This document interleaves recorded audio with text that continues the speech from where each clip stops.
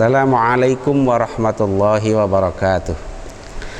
Bismillah, alhamdulillah, wassalatu wassalamu ala rasulillah wa ala alihi wa sahabatihi wa man tabi'a sunnatahu wa jama'atah min yaumina hadha ila yaumin nahdah. Para pemirsa Suaimin Suaimat yang senantiasa mudah-mudahan mendapatkan ketakwaan dari Allah Subhanahu wa ta'ala.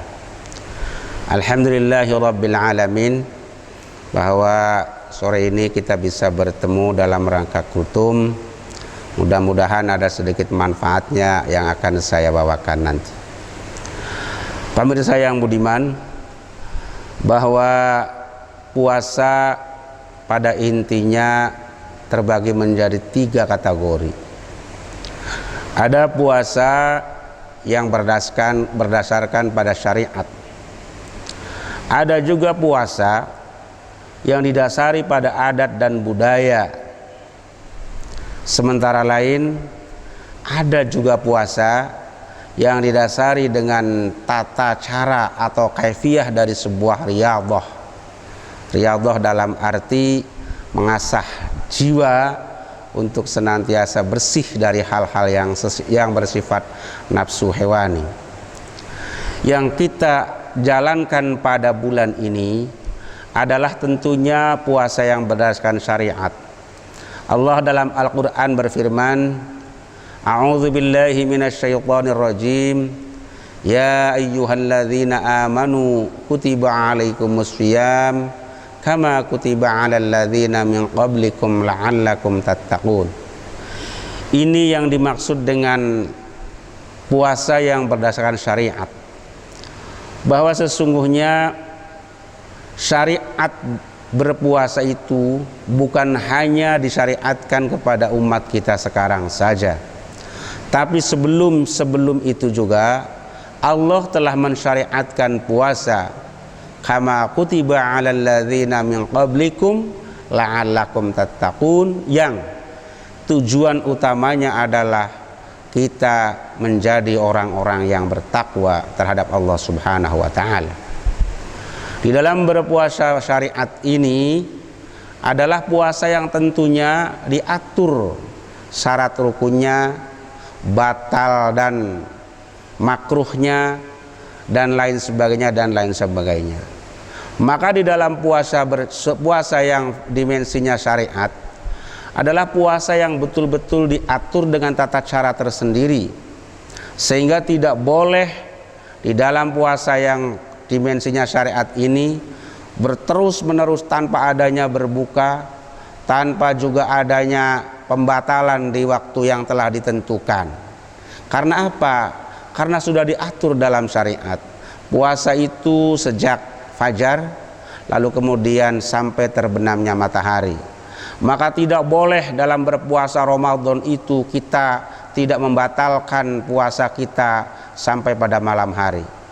Ini tentu berbeda dengan puasa yang didasari dengan riyadhah, apalagi puasa yang berdasarkan dengan adat dan budaya.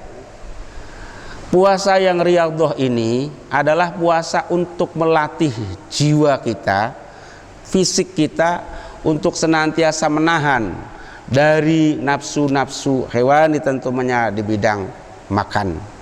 Maka ada yang orang bilang zaman dahulu puasa sampai 40 hari tidak makan, tidak minum. Ada orang yang berpuasa sampai 7 hari. Ada orang yang berpuasa 3 hari 3 malam. Ini tentu bukan ajaran syariat, tapi adalah ajaran riyadhah, ajaran pemaksaan diri agar diri kita terhindar dari nafsu-nafsu syaitan dan nafsu-nafsu hewani.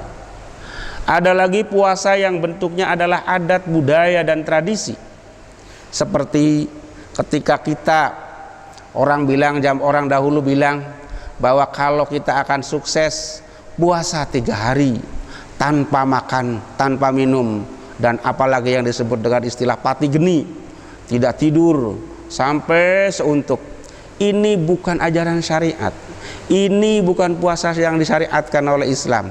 Itu adalah riyadhah, dan bahkan itu adalah tradisi dan budaya yang tentu keyakinannya bukan berdasarkan keimanan, tapi berdasarkan hati kita, berdasarkan kekuatan kita, berdasarkan keyakinan kita terhadap yang sejenis mitos-mitos seperti itu.